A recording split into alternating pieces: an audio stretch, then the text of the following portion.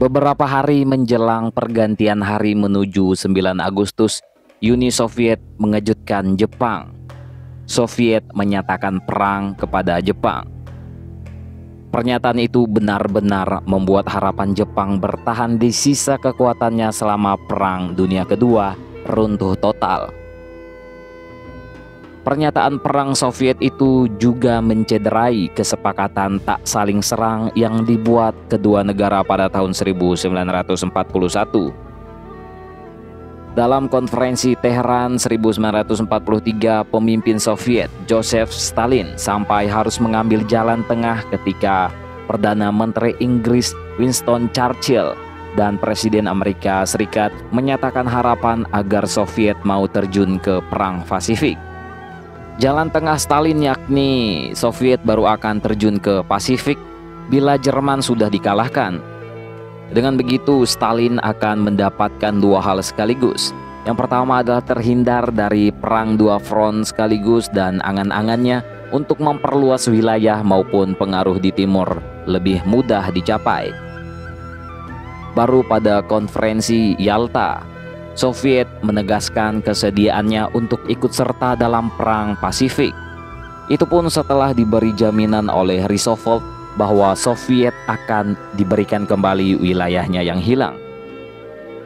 Perjanjian Yalta berbeda sifat dari perjanjian internasional lainnya karena merupakan perjanjian rahasia antara Uni Soviet dan pihak ketiga, yaitu Amerika Serikat dan Inggris, tanpa partisipasi Jepang yang saat itu merupakan pemilik sah wilayah tersebut. Pulau-pulau itu tidak lain adalah irisan yang menguntungkan bagi Amerika Serikat untuk menjamin partisipasi Rusia dalam perang di Pasifik. Pulau Sakhalin dan Kepulauan Kuril merupakan wilayah persengketaan Jepang dan Rusia. Pada Perang Russo-Jepang tahun 1905, keduanya direbut oleh Jepang. Jaminan Amerika Serikat membuat Soviet kian gencar mengirim pasukannya ke timur guna memperkuat upaya yang sudah dirintis sebelumnya dengan sembunyi-sembunyi. Soviet berupaya membangun 90 divisi di timur. Yang lebih penting, pada April 1945, Soviet memberitahu keinginannya untuk tidak memperpanjang perjanjiannya dengan Jepang. Meski begitu, Moskow tetap berupaya meyakinkan Tokyo bahwa perjanjian tersebut masih berlaku hingga 12 bulan ke depan dan Moskow akan menjalankan semua keputusan dalam perjanjian tersebut. Keterikatan pada dua fakta, fakta netralitas dengan Jepang dan fakta Yalta dengan sekutu, membuat Stalin bimbang. Sejak perjanjian Yalta, Jepang makin intens mengirimkan utusan ke Soviet untuk membujuk Pak Stalin agar Soviet mau memperpanjang perjanjian tidak saling serang. Kebingungan Stalin pun memuncak ketika pada akhir Juni Jepang mengajukan proposal. Isinya mengundang Soviet untuk memperpanjang fakta netralitas dan merundingkan permintaan Jepang agar Soviet menjadi mediator dalam perdamaian di Timur Jauh yang diinginkan Jepang.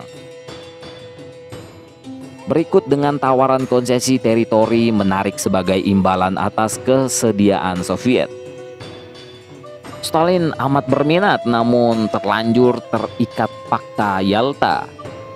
Maka sebagai respon, Soviet terus menunda memberi jawaban. Usai konferensi Potsdam, Soviet akhirnya menjawab permintaan Jepang dengan menarik semua staf kedutaannya di Jepang pada 24 Juli 1945.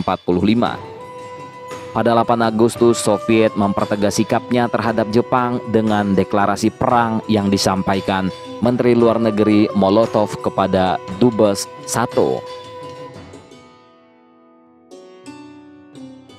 Keputusan Soviet itu berangkat dari perkembangan situasi bahwa setelah Jerman kalah, Jepang satu-satunya negara yang masih berperang melawan sekutu karena menolak untuk menyerah tanpa syarat sebagaimana diminta Amerika Serikat, Inggris, dan China. Untuk itu, Soviet menerima tawaran sekutu untuk bergabung melawan agresi Jepang demi mempersingkat durasi perang, mengurangi jumlah korban, dan memfasilitasi pemulihan perdamaian universal lebih cepat. Pemerintah Soviet menganggap bahwa kebijakan ini adalah satu-satunya cara yang dapat membawa perdamaian lebih dekat, membebaskan rakyat dari pengorbanan dan penderitaan lebih lanjut, dan memberikan kemungkinan kepada rakyat Jepang untuk menghindari bahaya dan kehancuran yang diderita Jerman setelah penolakannya untuk menyerah tanpa syarat.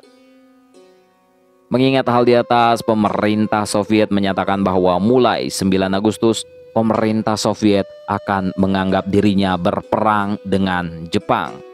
Dan lebih dari 1,5 juta serdadu Soviet di bawah pimpinan Marsekal Alexander Vasilevsky menyerbu Manchuria, Korea, dan Kepulauan Kuril.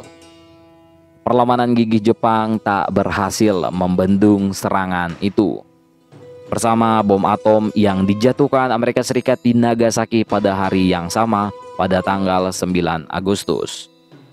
Dan Perang Dunia Kedua pun berakhir. Tentang ini bagaimana menurut kalian, coy?